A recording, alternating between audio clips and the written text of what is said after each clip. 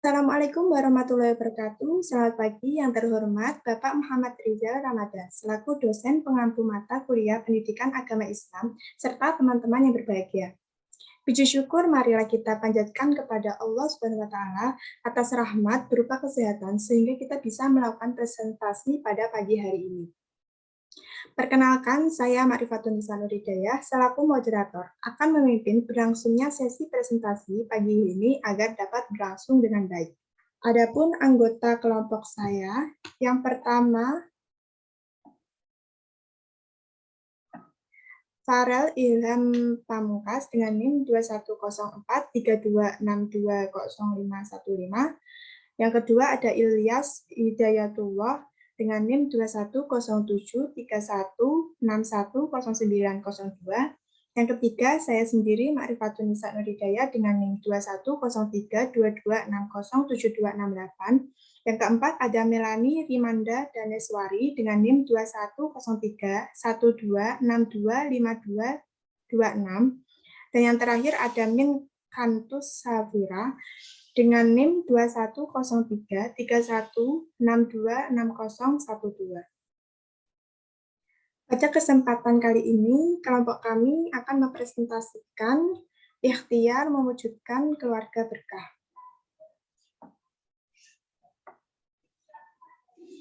Adapun submateri yang akan kami bahas adalah yang pertama, cinta dan fitrah manusia untuk menikah, yang akan dijelaskan oleh Farel.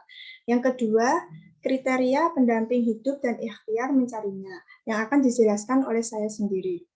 Yang ketiga, ada menjaga ifah kesucian diri dengan tidak pacaran dan tidak berzina, yang akan dijelaskan oleh Safira. Yang keempat, ada meraih keluarga berkah dalam pernikahan, yang akan dijelaskan oleh Ilyas. Yang terakhir, ada ragam pernikahan kontroversial, yang akan dijelaskan oleh Melani. Pengertian pernikahan. Secara bahasa nikah berarti himpunan. Secara sinonim, Al-Quran menggunakan kata zawaja yang bermakna menjadikan berpasangan. Pengertian pernikahan menurut Undang-Undang Nomor 1 Tahun 1974. Pernikahan adalah ikatan lahir batin antara seorang pria dengan seorang wanita sebagai suami istri dengan tujuan membentuk keluarga rumah tangga yang bahagia dan kekal berdasarkan ketuhanan yang Maha Esa. Pengertian pernikahan menurut Islam, pernikahan diistilahkan dengan sebuah ungkapan yang kaya makna, yaitu mitsakan galija, ikatan yang sangat kuat. Hal-hal ini menandakan bahwa Allah Subhanahu wa taala ingin menegaskan bahwa perkawinan merupakan ikatan pertalian yang sakral antara lawan jenis untuk membentuk rumah tangga yang sakinah. Tujuan penting pernikahan yang pertama, memelihara keberlangsungan manusia. Yang kedua, mengontrol hawa nafsu. Yang ketiga, membuka karunia pintu rezeki dari Allah Subhanahu wa taala. Baik, di sini saya akan menjelaskan tentang kriteria pendamping hidup dan ikhtiar mencarinya. Remaja adalah orang dewasa yang memilih pendamping hidup didasari sejumlah pertimbangan atau variabel tertentu. Pada umumnya, orang-orang cenderung memilih kekayaan, kedudukan, dan atau fisik rupawan sebagai prioritas utama dalam menentukan pendamping hidup mereka. Pandangan masyarakat ini wajar, sebab umumnya tiga hal inilah yang dianggap akan mendatangkan kebahagiaan hidup di dunia. Namun, cara pandang materialistik ini dilarang oleh Rasulullah SAW. Rasulullah SAW beliau bersabda, barang siapa yang kawin dengan perempuan karena hartanya, maka Allah akan menjadikannya fakir. Barang siapa kawin dengan perempuan karena keturunannya, maka Allah akan menghinanya. Tetapi barang siapa kawin dengan tujuan agar lebih dapat menundukkan pandangannya, membentengi nafsunya, atau untuk menyambung tali persaudaraan, maka Allah akan memberikan berkah kepadanya dengan perempuan itu, dan kepada si perempuan juga diberikan barokah karenanya. Hadis riwayat Ibnu Hibban. Dalam ajaran Islam, variabel yang pertama dan diutamakan adalah agama, yang satu paket dengan akhlak terpuji. Mengapa demikian? Karena agama dan akhlak terpuji sama-sama akan membawa kebahagiaan bagi pasangan dan anak-anaknya. Oleh karena itu, seorang laki-laki karena nalurinya sebagai manusia boleh menjadikan kecantikan, kedudukan, dan kekayaan menjadi syarat untuk mencari istri. Namun itu semua tidak layak dijadikan sebagai syarat utama, sebab ada yang lebih utama, yaitu kadar ketakwaan atau agamanya. Sebaiknya kita juga harus mencari pasangan yang menyayangi keluarganya, terutama wanita harus bisa memilih pasangan hidup atau seorang laki-laki yang menyayangi keluarganya, terutama ibunya sendiri. Karena pada prinsipnya jika seorang laki-laki yang menyayangi ibunya, berarti dia sanggup menghargai wanita terhebat di dunia, pasti dia juga akan menghargaimu seperti itu. Bagaimana jika seorang suami tidak bisa membimbing istrinya dengan baik? Apakah sebagai seorang istri harus menuntut suami untuk bisa membimbing istrinya dengan baik? Kita sebagai seorang istri tidak boleh menuntut suami karena tidak bisa membimbing kita dengan baik, tetapi dua-duanya bisa menjadi pemimpin yang baik agar bisa membangun keluarga yang harmonis. Meskipun istri menjadi pemimpin, tetapi istri harus tetap hormat pada suami. Maka dari itu pentingnya memilih kriteria pendamping hidup agar kita bisa dibimbing untuk menjadi orang yang lebih baik lagi dan bisa menghormati suami.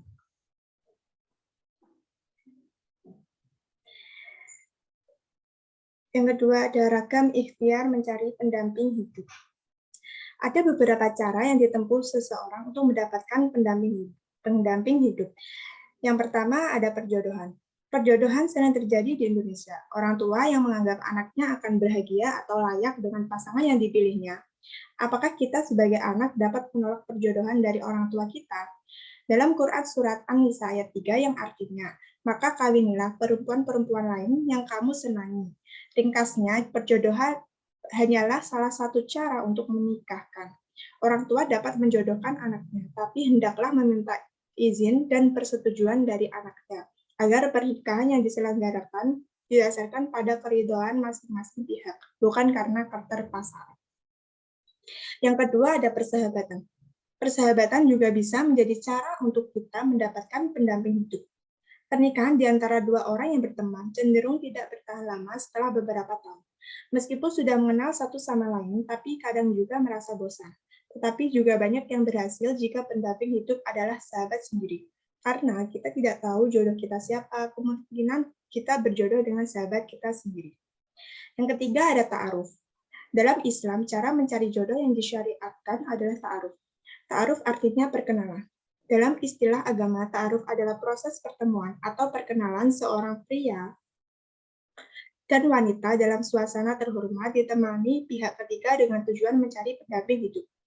Dalam proses ta'aruf, pihak pria dan wanita dipersilahkan saling menanyakan berbagai hal yang ingin diketahui, terutama terkait dengan keinginan masing-masing nanti saat menjalankan pernikahan. Agar tidak menimbulkan kekecewaan di lain hari, masing-masing pihak harus berkata jujur. Saat ta'aruf, masing-masing pihak diperbolehkan, bahkan disarankan untuk melihat wajah calon pendamping dengan seksama. Hal ini dimaksud untuk menimbulkan kemantapan pada mereka. Di samping itu, agar masing-masing pihak memperoleh informasi yang lengkap dengan benar tentang calon pendamping, mereka bertanya kepada pihak ketiga atau orang yang mengenal dia. Yang keempat, ada cinta pada pandangan pertama. Cinta pandangan pertama adalah sebuah ungkapan untuk menggambarkan ketertarikan romantis tiba-tiba dengan orang asing atau orang yang baru pertama kali ditemui. Cinta pandangan pertama lumrah terjadi pada para remaja. Ada beberapa orang yang cinta pada pandangan pertama dijadikan sebagai pendamping hidupnya. Sangat tidak masuk akal bukan jika seseorang meyakini akan hidup bahagia dengan seseorang itu, padahal belum mengetahui apapun tentang cinta pandangan pertamanya itu. Maka seorang muslim harus menjaga pandangannya atau menundukkan pandangannya agar tidak cinta pada pandangan pertama. Yang kelima ada ilham dan intuisi. Ilham adalah pengetahuan dari Allah Subhanahu wa Ta'ala ke dalam hati seseorang yang diyakini dan dilaksanakan serta tidak diketahui oleh yang bersangkutan dari mana asalnya. Sedangkan intuisi adalah bisikan hati pengalaman kalbu sebagai tahapan dari sesuatu yang realistis yang timbul dalam pikiran untuk dilaksanakan. Cinta yang paling indah dan tidak menyakitkan adalah yang pertama, cinta kepada Allah. Cinta kepada Allah adalah cinta yang hakiki dan setiap insan, Muslim pada dasarnya harus mencintai Sang Maha Cinta. Karena ketika seorang Muslim mencintai Allah, maka ia akan mendapatkan perlindungan dan pengampunan darinya. Yang kedua ada cinta karena Allah. Cinta karena Allah merupakan prioritas yang harus didahulukan dari segalanya karena ini merupakan penyerahan total kepada ilahi dengan tujuan mengharap ridha Allah Subhanahu wa taala. Semata dan juga berharap kuat supaya dapat merasakan halawatul iman, kelezatan dan manisnya iman. Rasulullah Shallallahu Alaihi Wasallam telah berjanji kepada siapa saja yang mampu melaksanakan 3 perkara, ia pasti akan meredup serta merasai lezatnya iman yang dikuatkan dengan kualitas dan kuantitas beramal. Sebagaimana sabdanya,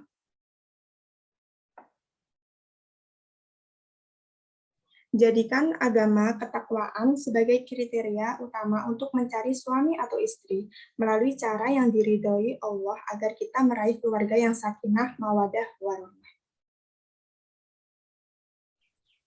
Selanjutnya, saya akan menjelaskan mengenai menjaga ikhfa atau kesucian diri dengan tidak pacaran dan tidak berzina.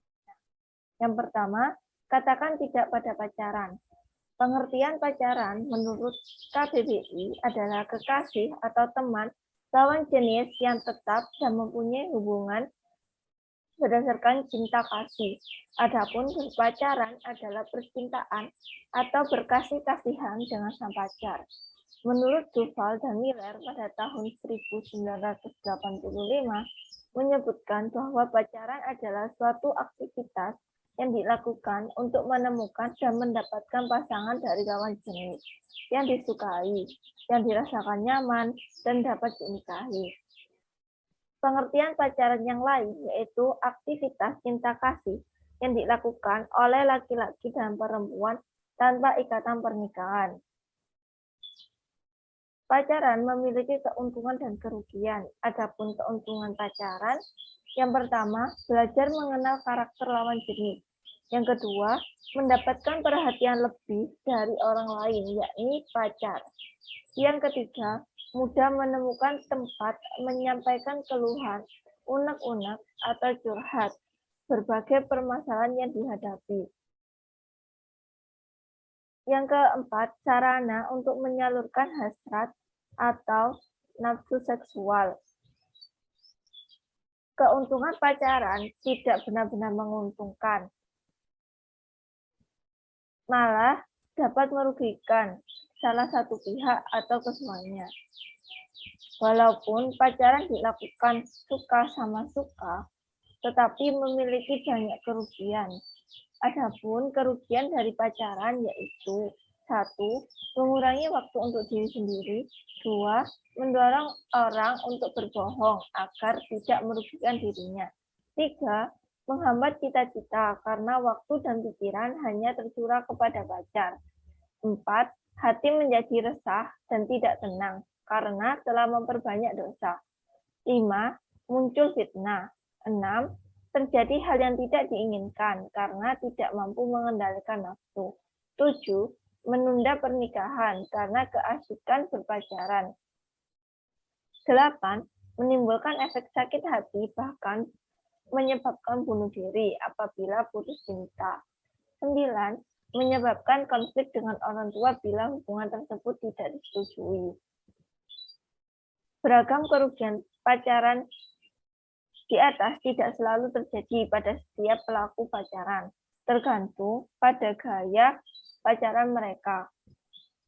Ditinjau dari sudut pandang Islam, aktivitas pacaran sebelum menikah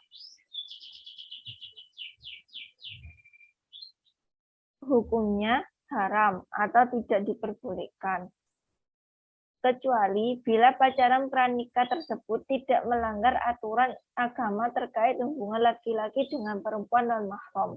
Adapun aturan agama terkait hubungan laki-laki dengan perempuan non-mahram: 1. Larangan mendekati zina. 2. Larangan berduaan di tempat sunyi. 3. Larangan melihat lawan jenis tanpa maksud yang dibolehkan agama. 4. larangan menyentuh apalagi memegang lawan jenis. Menurut pandangan Islam, pacaran yang baik dilakukan setelah akad nikah karena sangat dianjurkan dan dinilai berpahala, bahkan mendatangkan kesenangan bagi kedua belah pihak. Lingkungan pergaulan remaja zaman sekarang yang cenderung bebas menjadi tantangan yang tidak mudah bagi remaja Muslim. Namun, dengan pertimbangan kerugian dan keuntungan pacaran yang sangat minim dan banyak kerugian, maka sangat layak bagi para remaja Muslim untuk berkata tidak pada pacaran. Yang kedua, manajemen hati agar tidak pacaran. Sebelumnya, definisi pacaran adalah hubungan yang dilakukan oleh seseorang atas dasar cinta.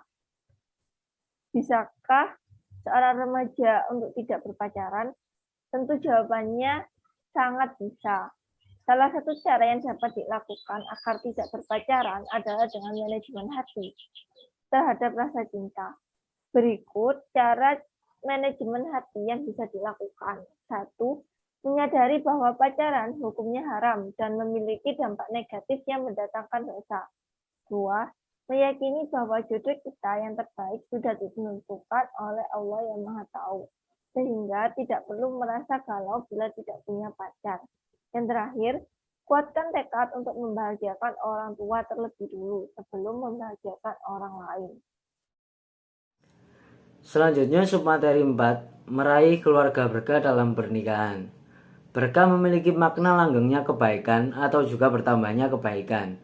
Apapun itu, sangat penting dimaknai sebagai alasan seseorang semakin dekat dengan Allah Subhanahu wa Ta'ala. Adapun ciri-ciri keluarga berkah, yaitu keluarga berkah itu memiliki ciri sakinah, tenang.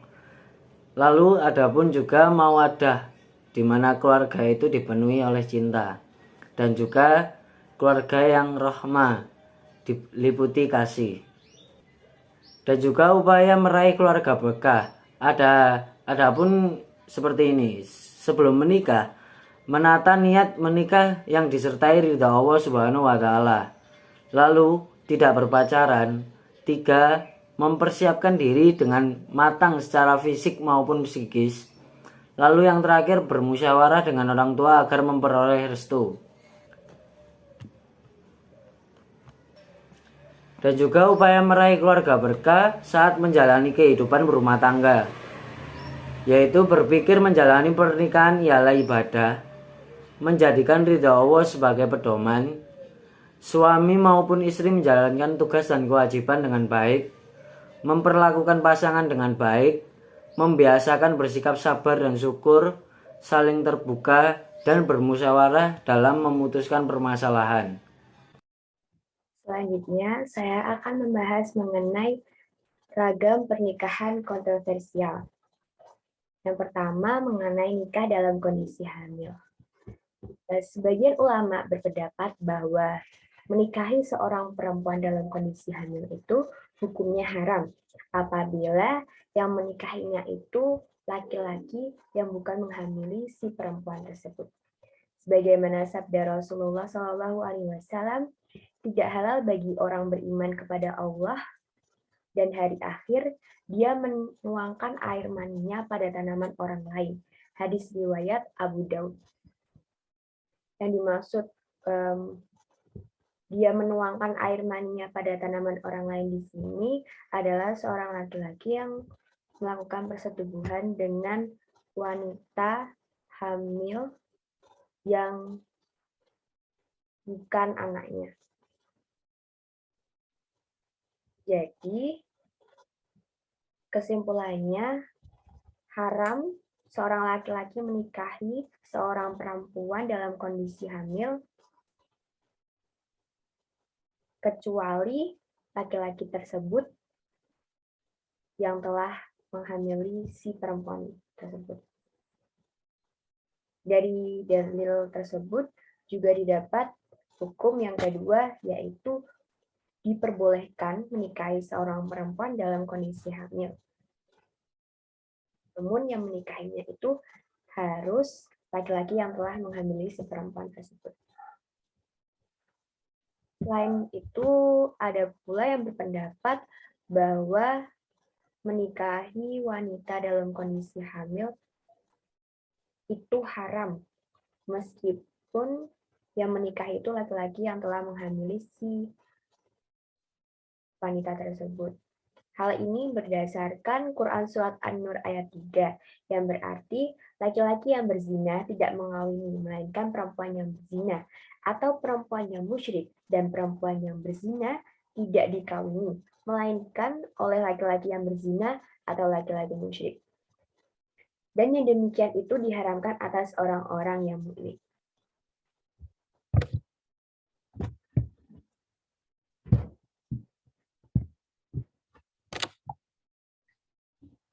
Selanjutnya, menurut kompilasi hukum Islam atau KHI yang tercantum dalam pasal 53, itu yang pertama, seorang wanita hamil di luar nikah dapat dikawinkan dengan pria yang menghamilinya. Yang kedua, perkawinan dengan wanita hamil yang disebut pada ayat 1 dapat dilangsungkan tanpa menunggu terlebih dahulu kelahiran anaknya. Dan yang ketiga, dengan dilangsungkannya perkawinan pada saat wanita hamil, tidak diperlukan perkawinan ulang setelah anak yang dikandung telah terlahir.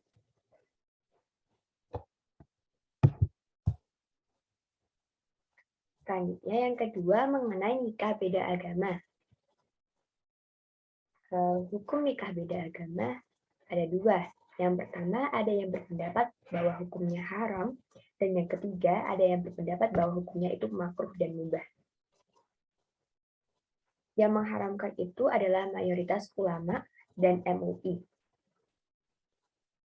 Hal ini berdasarkan Quran Surat Al-Baqarah ayat 221 yang berarti, dan janganlah kamu menikahi wanita-wanita musyrik sebelum mereka beriman. Sesungguhnya wanita budak yang mukmin lebih baik dari wanita musyrik, walaupun dia menarik hatimu. Dan janganlah kamu menikahkan orang-orang musyrik dengan wanita-wanita mukmin sebelum mereka beriman. Sesungguhnya budak yang mukmin lebih baik dari orang musyrik, walaupun dia menarik hatimu. Mereka mengajak ke neraka, sedang Allah mengajak ke surga, dan ampunan dengan izinnya. Dan Allah menerangkan ayat-ayatnya, perintah-perintahnya kepada manusia, supaya mereka mengambil pelajaran. Adapun ulama yang berpendapat bahwa hukum menikah atau pernikahan beda agama adalah makruh dan mubah. Hal ini berdasarkan Quran Surat Al-Ma'idah ayat 5. Boleh hukumnya menikahi ahlul kitab untuk seorang mukmin, namun dengan syarat. Yang pertama, wanita ahlul kitab tersebut tidak pernah melakukan perbuatan maksiat seperti zina dan sejenisnya. Yang kedua, hanya laki-laki muslim yang boleh menikahi wanita ahlul kitab, sedangkan wanita muslim tidak boleh menikahi laki-laki yang berbeda agama dengannya. Hal ini dikarenakan wanita muslim, seorang wanita adalah seorang makmum, sedangkan laki-laki adalah imam. Dan dikhawatirkan apabila seorang wanita muslim menikahi laki-laki yang beda agama dengannya, itu akan merusak fondasi sebuah rumah tangga. Selanjutnya mengenai nikah mut'ah. Apa sih itu nikah mut'ah? Nikah mut'ah yaitu seorang pria menikahi seorang wanita sampai jangka waktu tertentu dengan memberikan mahar sesuatu tertentu, dan jika waktunya telah habis, maka wanita tersebut terpisah dari pria itu tanpa talak atau cerai, dan wanita itu harus beristibra atau menanti masa iddahnya selesai dan memastikan kesuciannya dan tidak adanya janin dalam kandungan, dan tidak ada hak waris antara keduanya. Lebih singkatnya atau lebih pahamnya itu, nikah mut'ah itu seperti nikah kontrak gitu. Ada waktunya, ada batasnya. Hukum nikah mut'ah itu hukumnya haram, karena nikah mut'ah itu dilarang oleh Rasulullah Shallallahu Alaihi Wasallam, meskipun pada awal Islam nikah mut'ah itu diperbolehkan oleh Rasulullah Shallallahu Alaihi Wasallam karena situasi atau kondisi tertentu. Sekian dari kelompok saya, kurang lebihnya mohon maaf yang sebesar-besarnya. Wassalamualaikum warahmatullahi wabarakatuh.